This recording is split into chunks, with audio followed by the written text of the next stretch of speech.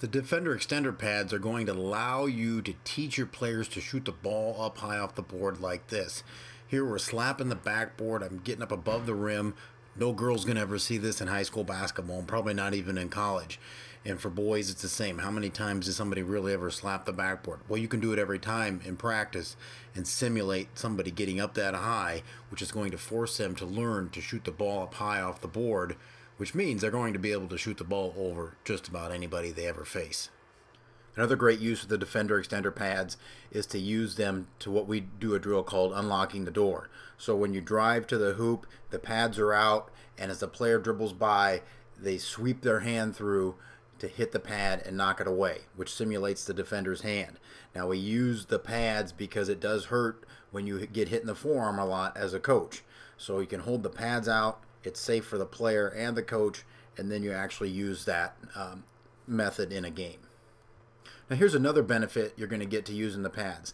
Notice the player in this picture is not flinching. She didn't fade away and take a bad shot. She's on balance. She's keeping her body between the basketball and the defender.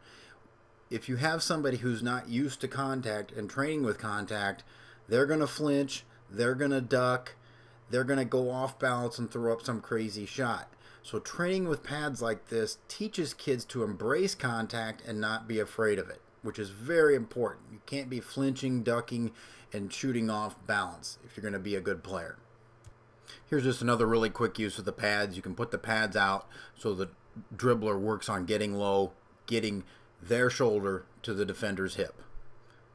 Getting shoulder to hip will help the offensive player beat the defender. It will help them cover more ground because the lower you are, the more ground you will cover and the less dribbles they will take.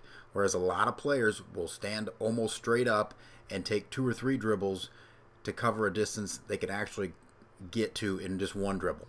Here we're working on the floater, and you can see the pads are going to challenge the arc of the shot. So on a floater, we're working on figuring out when to take that shot. So we got to know the appropriate distance from the defender to take that shot, and that also depends on what the defender's length is. So again, I'm reaching up to about 9'6" before I'm jumping here, and so she's really got to get that ball up high to get that shot off, and that floater should have a high arc on it.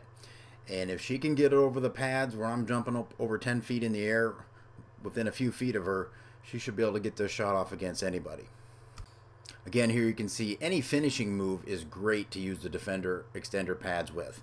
We're maintaining body ball defender principle. We're not flinching, we're not fading away, and they're just really good for making shots contested in practice. Another great use of the pads is to use them to contest the shots in your shooting drills. So many times when we do team shooting drills, there's no defense, so we're just shooting. Why not have your team shoot contested shots, because that's what they're going to shoot in games.